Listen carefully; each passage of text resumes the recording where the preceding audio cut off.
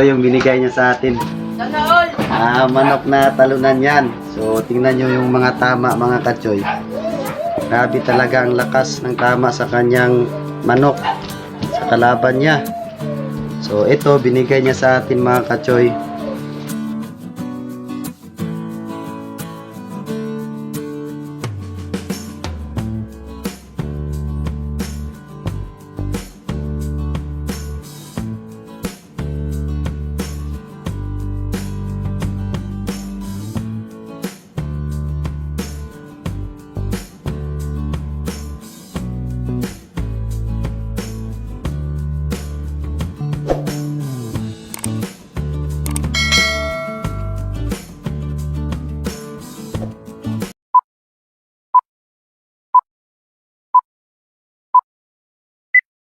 Isang magandang araw po sa inyong lahat mga kabayan, mga katsoy.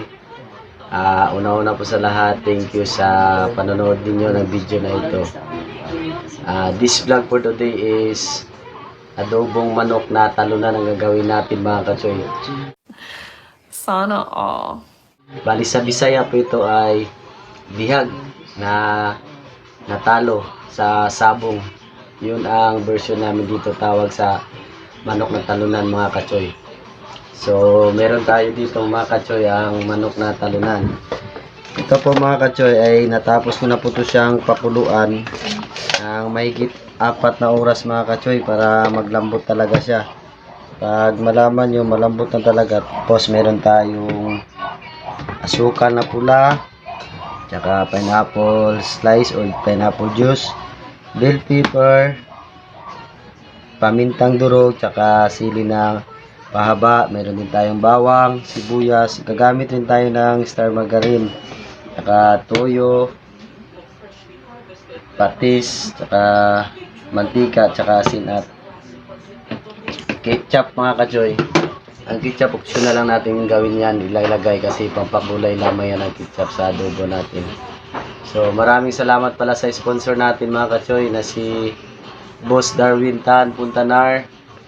Shout out pala sa iyo at maraming salamat na binigay mo yung bihag na manok mo sa akin. Tingnan po natin yung farm ni Boss Darwin. Ang binidyohan natin yung farm niya, kaya pwede nyo tingnan. Ang pangalan ng farm niya ay Kayukin Babes Game Yard.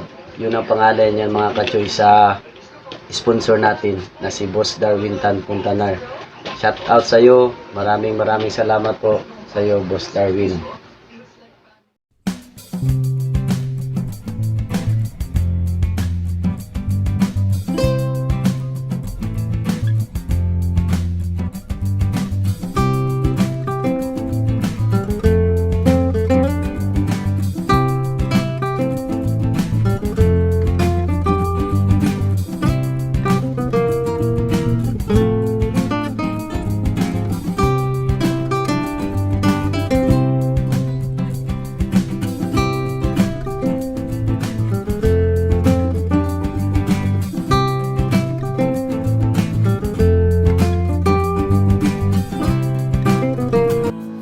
Mamarinate po muna natin to mga katsoy ang ating manok.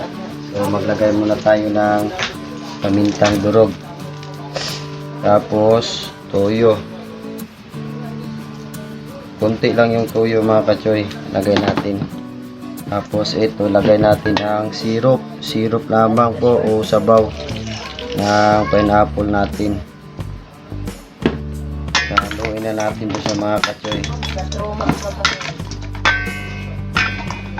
Kung meron po kayong Sprite, pwede rin. Kung meron din kayong pineapple juice, pwede nyo rin nilagay mga katsoy.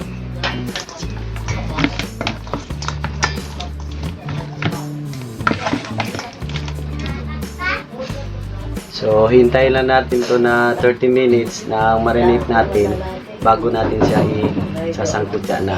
Ilalagay na doon sa kawali natin mga katsoy.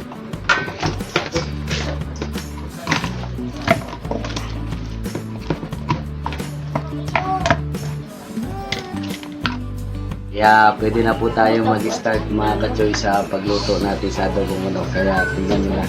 Maglagay muna tayo ng konting oil kasi mainit na talaga yan ang kawali natin mga kachoy. Konti lang yung oil.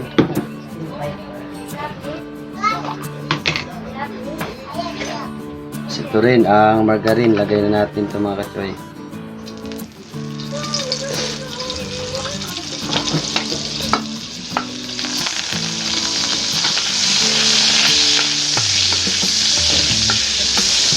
Lagay na rin ang bawang.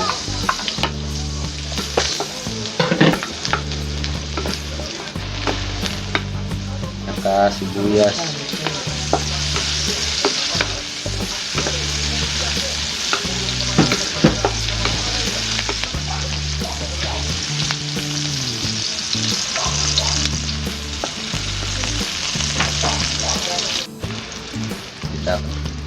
So mga kachoy, bali natapos na natin mag-marinate ng 30 minutes. Mas maganda po o isang oras i-marinate ko siya.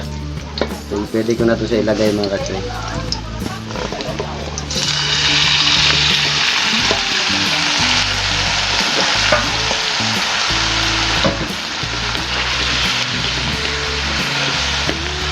Ang bango talaga mga kachoy. Naamoy ko ng ano niya, aroma ng bawang, sibuyas, tsaka manok natin.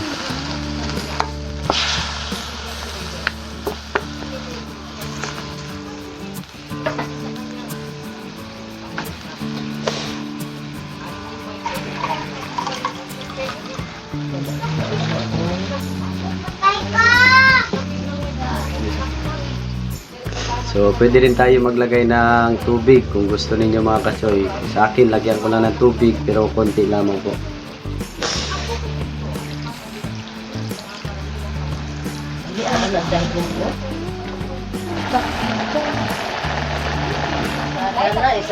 So, maglagay tayo ng sukal, konti lang mga kachoy. Depende na yun sa panlasa po ninyo. Yung bell pepper, lagay na rin natin. Yung siling pahaba. Maglagay rin tayo ng pampalasa, patis. Tamang-tama lamang po mga kachoy kasi ang patis maalat po ito.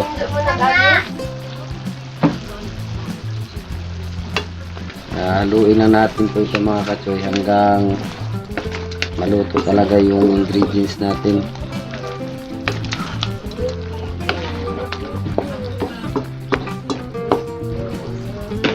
Lagay rin tayo ng ketchup. Yun na lang po yan.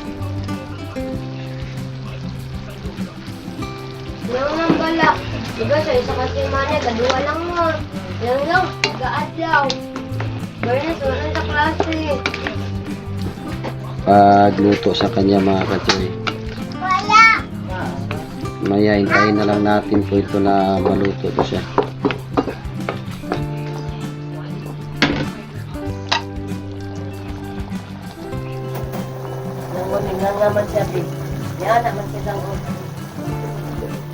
So, pwede na po natin ilagay yung pineapple slice natin mga kachoy kasi malapit na po siya maluto. Kaya kung gusto nyo walang sabaw, paihigahin nyo talaga, pwede lang, pero sa amin kasi may mga bata mga kachoy, kaya meron din siyang sabaw, konti lamang po. Ito lang po yun para mas masarap ang kain nila.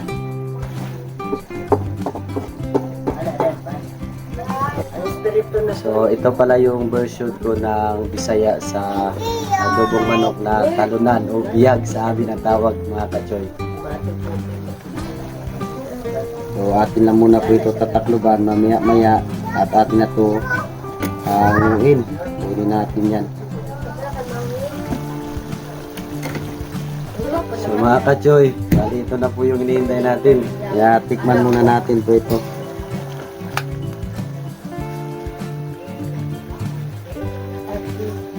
Dapat sila kabaon. Pwede na, masarap na mga kachoy. At saka pwede na ipatay ng apoy. So huli na po natin ito mga kachoy. Ano? Everyday. Ano ka pa? Pero ang agad dyan eh, sa gilong, sinulong sana, sinulong sa tingnan.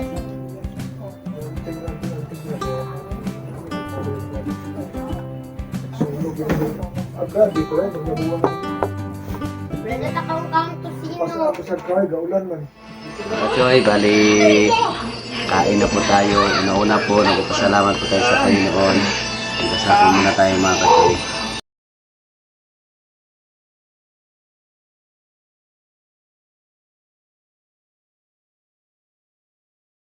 Ayan. Kain po tayo mga Choy. Gusto nyo sumabay po, sabay din po ako. So ito na po yung adobo natin. Hindi na kakain sa mesa kasi nakauna na po sila kumain sa atin.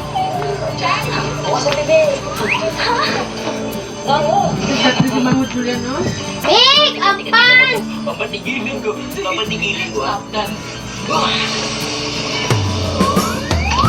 Paa ang una nating kakainin mga Choy. Paa. So ito po, sabay na po kasi nyo para sa inyo dito. Lambot talaga mga Choy. Ano ba kayo na nalalaga talaga yung buntis kanina? Oo, pumuntis yun. Thank you pala kay Boss Darwin. Tito, Puntanar. alam ko na yung lahat. Maraming salamat po sa iyo, Boss Darwin. Napakasarap talaga ang manok na talunan. Pagalit ng silpong dito. Kapaka Dapat na po. naman ni Edward. Kaya nagpapasalamat po ko sa inyo at sa binigay niyong kunting tulong. Walang ibang magaling sa inyo. Laking bagay na po yun para sa akin.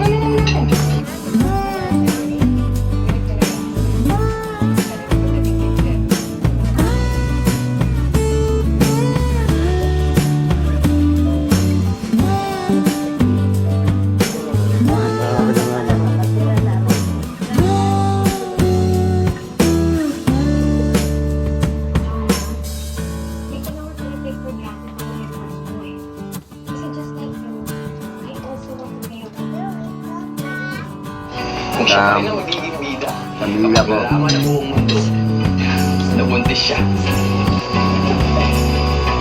Mga ka-choy, kung gusto niyo pong lutuin doon sa inyong bahay, pwede rin. Pagpulutan, pwede rin siya. Malapit na pagpulutan niyo. Nag-iuno po kayo.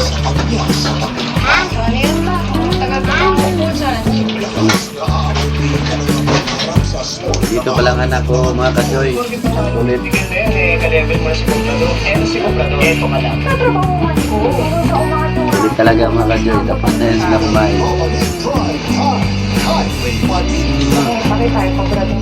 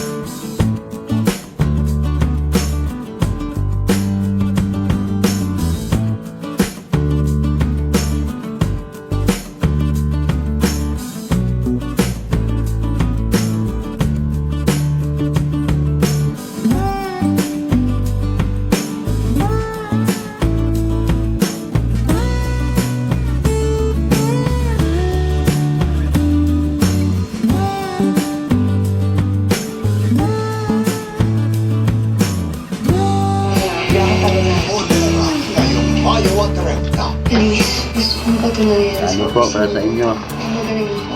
Gusto kong gumawa ng bagong definition ng isang babae. Okay, so, ano ka bang weakness niya? Sino bang pinakamalapit sa kanya? So mga ka-choy, hanggang dito lang po yung vlog natin. Maraming salamat po talaga sa inyo. Lalong-lalo na po sa nanonood sa likod ng kamera. Huwag kalimutan mag-subscribe, mag-check sa notification bell para update kayo sa mga bagong videos natin.